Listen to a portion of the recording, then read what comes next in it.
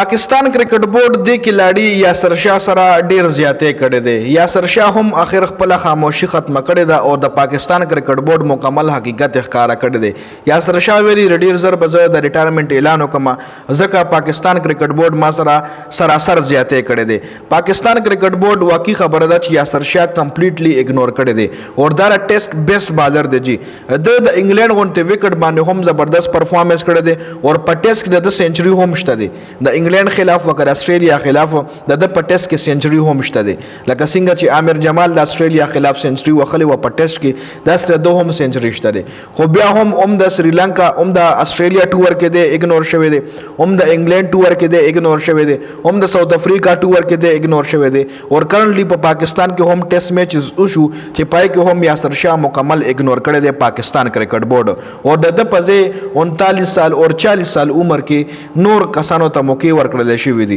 خیر یاسر شاه ویلی دی پاغه باندې خبره کو. یاسر شاه ویلی دی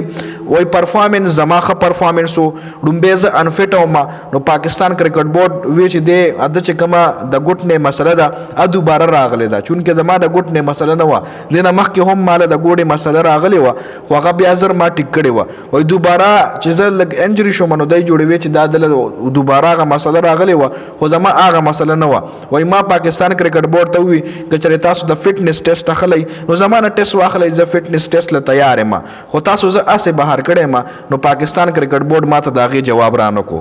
یعنی ما ورته وی کچره تاسو د فټنس په وجه زه بهر کړم نو زمانه فټنس ټیسټ واخلي او کنه فټنس ټیسټ باندې مونیم بهر کړي نو بیا تاسو ما ولې نکال کوي سیریز د پاره تاسو بیا ما ولې کیمپ د پاره نکال کوي خو مال پاکستان کرکټ بورډ داغي جواب رانه کو. نو ډیر زر به د پاکستان کرکټ بورډ سره کینم او خپل ریټایرمنټ پاخلم د ریټایرمنټ د پاره به پاکستان کرکټ بورډ سره کینم. نو یاسر شاه د پښتني سیمې د پښتني خاورې یو ګریټ کلاړي یو عظیم کلاړي چې د بالینګ صفت د استرالیا او د انګلند انګریزانو هم کړی دي د بالینګ چې کم مطلب تاسو به کتلی وی چې په ټیسټ کې په انګلند کې او په استرالیا کې هم د زبردست بالینګ کړو خو بیا هم د کمپلیټلی اګنور کړل شو. نو دا خو ښکارا خبره ده چې پاکستان کرکټ بورډ کې پرچی چلی تاسو ګورئ نو مان علي تاسو ګورئ سمرا اولډ بالر دی نه علاوه اوس